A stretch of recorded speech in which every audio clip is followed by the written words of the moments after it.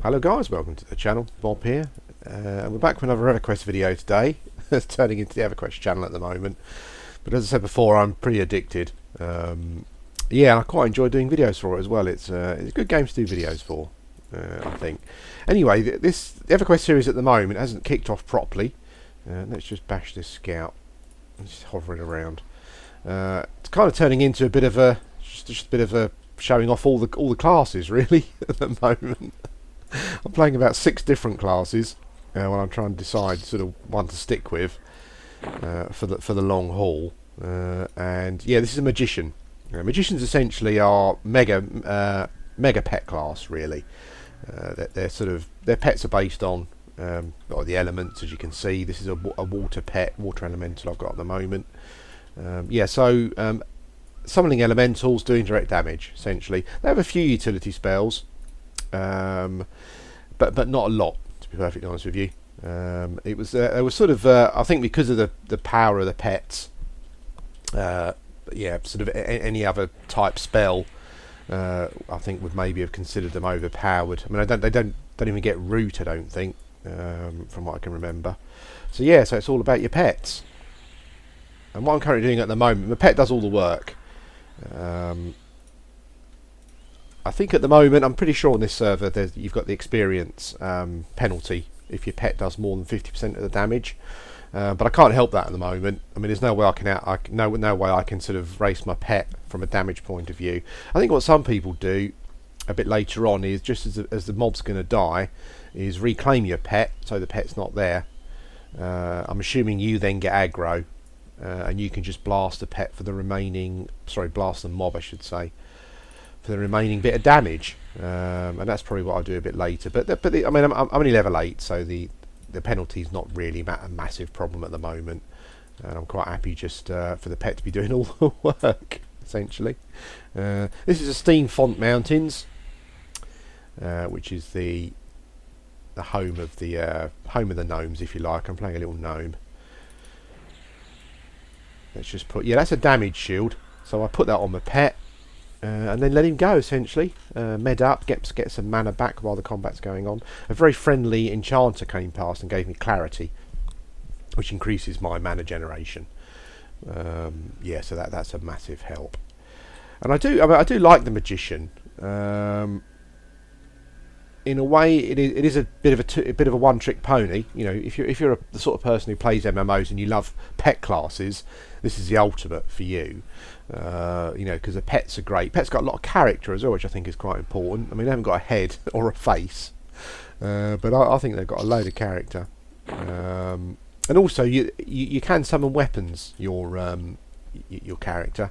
I'm not sure how useful. I don't think they're very useful later on in the game, or even early on in the game, really, to be honest with you, unless you come across someone who's a bit stuck for a magical weapon to hit certain things with. But yeah, I mean, you can summon weapons and give them to your pet, and it's pretty awesome having a little elemental there carrying a couple of because they can dual wield later on. So it's pretty awesome having your pet with a couple of weapons that you've summoned.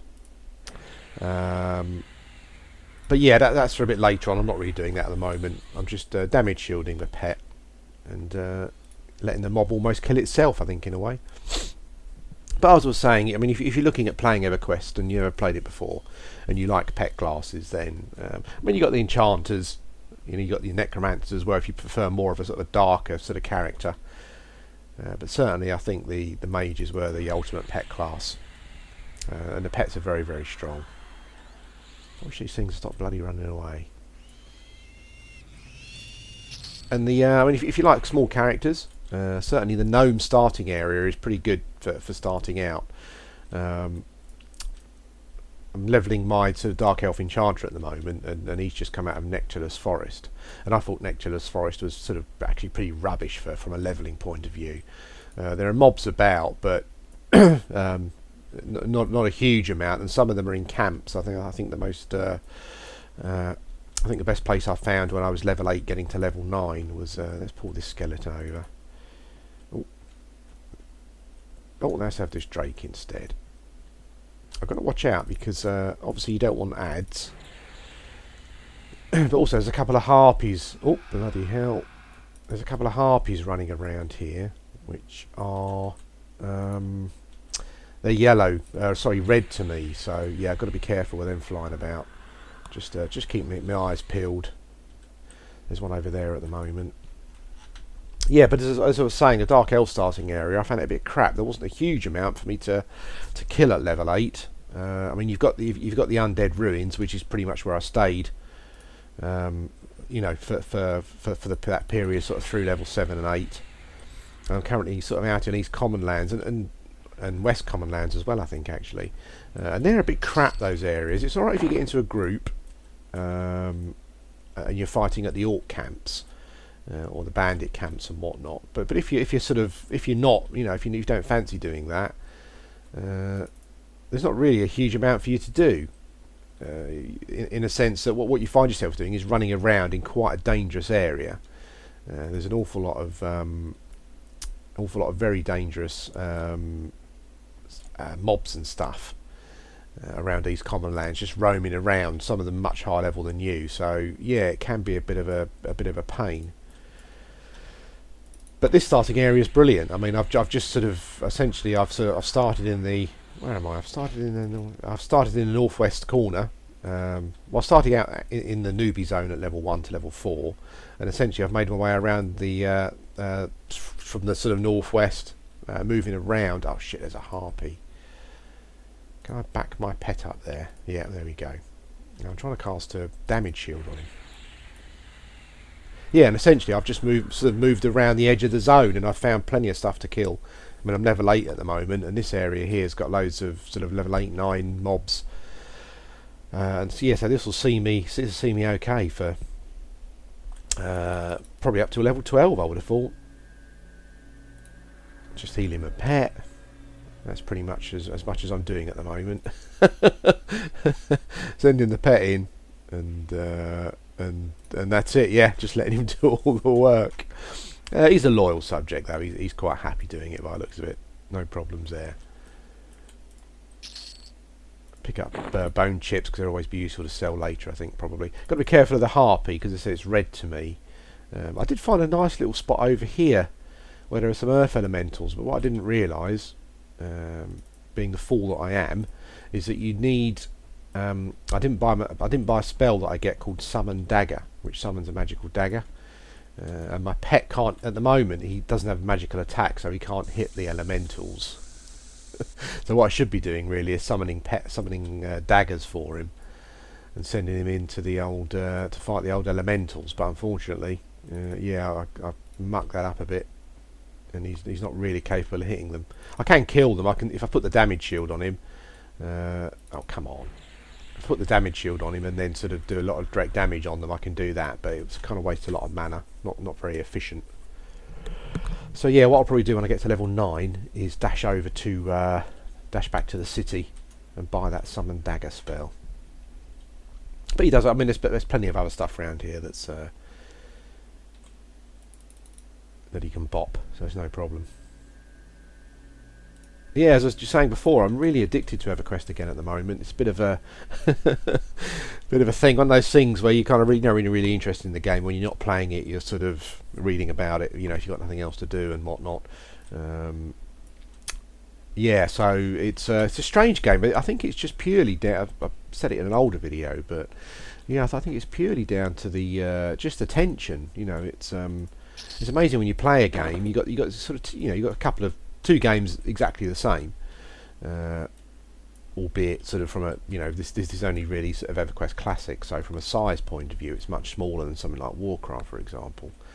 But just the element of danger in EverQuest just immediately makes it a much more interesting game to play. I think. I mean, I died earlier and it was a pain because something started chasing me. In EverQuest, things don't stop chasing you unless you zone or you find a guard to kill it. Yeah, so effectively, if you can't get away, you're going to die. And I kind of lost my way. I didn't quite know where I was going. Yeah, and eventually I was fighting one of those earth elementals actually, and it really sort of rooted me and killed me basically. So, yeah, it wasn't particularly good, but I lost experience, and when I respawned. I respawned back at my respawn point, which was a short run away from where my corpse was. But I didn't know exactly where my corpse was. and I had all my equipment on my corpse. So that's taken me sort of like 10-15 minutes to find my corpse. Learn the spells again, summon up my pet, sort of get things going. So yeah, it's interesting. It's just that feeling of danger that you might, if you do die, you're sort of, it's going to really affect your time. That just makes you think, shit, I really don't want to die. And it's just those little bits, sort of that something like Lord of the Rings doesn't have, because in Lord of the Rings when you die, you will have all your equipment on you still. That won't be a problem. You won't really lose an experience. So all it is a slight inconvenience. Whereas, oh bloody hell, he's starting to fight the old coyote on his own now. Obviously, I'm not quick enough for him with pulling mobs for him to eat, so he's doing it himself. There's that harpy. I'll avoid that at the moment. I'm kind of thinking maybe in a level or two. That'll sort of be. That'll be for me. Maybe I can start pulling those as well. Yeah, sorry. I mean, sort of got a bit off track there, but sort of trying not to sound like a broken record. But yeah, the old danger element, the tension element, does really add a huge amount to the game. And I think that's kind of why I'm enjoying it at the moment. I mean, maybe the harshness of it eventually, I'll just think, I've just had enough of this. I'm fed up with it. Because I was playing my Enchanter the other day, and I'd had a bad session. I'd died, and he'd lost the experience that I'd made for it. It took a couple of hours to get it. I was running around in a zone which, was a bit of a thing. A bit of a pain in the arse. To be running around in. There's lots of stuff around that was attacking me and whatnot. So yeah, that was where I was. It was one of those moments where I was a bit like, oh, for God's sake, I'm just a bit fed up with this. But I think you get that, don't you? Generally, I wasn't fed up with the game in general. I was just having a particularly bad session. Yeah, and it wasn't working out very well. I think I'll fight this giant spider here. Where are you? There you go. Oh, he's walking into the absolute perfect spot for me.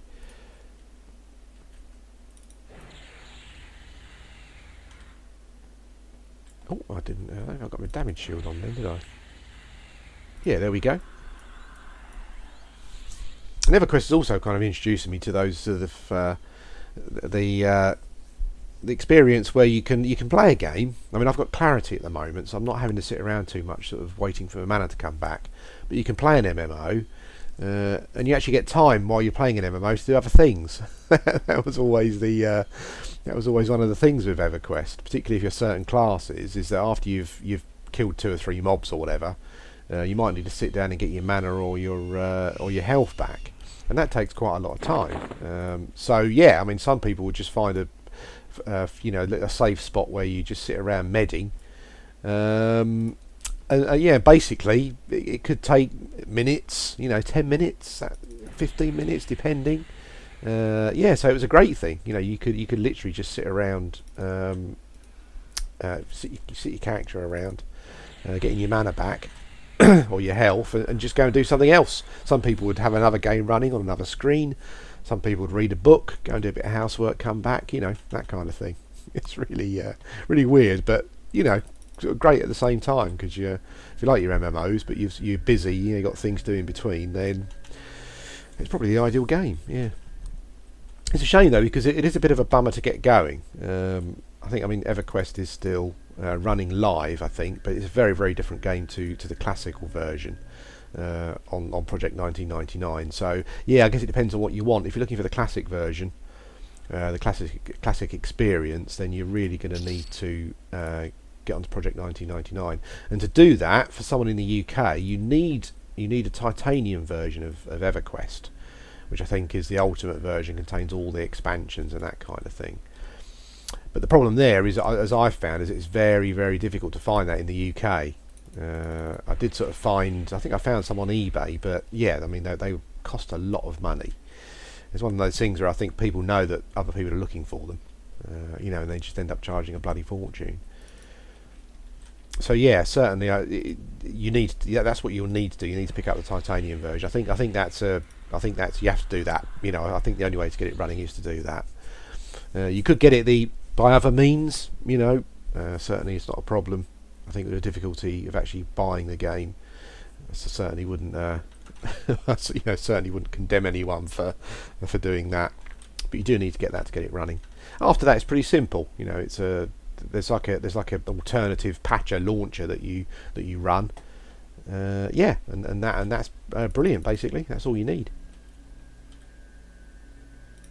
And I would recommend the Project 1999 server. I mean, it's been going for a while now, and I think what's happened is the server's matured quite a lot. So what you will see is you see an awful lot of twinks. I'm sure people are familiar with the term, but sort of a twink is just a character that the person's got a higher level character that they've got to, they've sort of earned their stripes, got to level 60 or whatever it is. They've got loads of cash. So what you do is there's no level restrictions generally on the equipment here, so you can buy a load of really high powered equipment and just give it to a level 1 character. It just makes their life obviously a lot easier when they're leveling up. There is quite a lot of that on here, and that kind of, I was thinking about playing a melee character, because I have to say I haven't I don't really play melee characters too much in MMOs, and I never played one in Everquest. But I was put off with the fact by sort of reading on the forums. Apparently, a lot of sort of tanks, sort of warriors, that kind of thing, have trouble holding aggro in groups, because if you get a twink monk or a rogue with a load of high level equipment, you're really going to struggle keeping aggro, and I think it just makes things a bit more difficult. Even though they are twinked, people don't seem to understand, particularly that maybe it's not your fault that you can't hold aggro if they're using a twinked character. But yeah, that kind of put me off, so a bit of a shame. Maybe what I'll do one day is I'll twink a tank out myself. Maybe that might be the way to do it.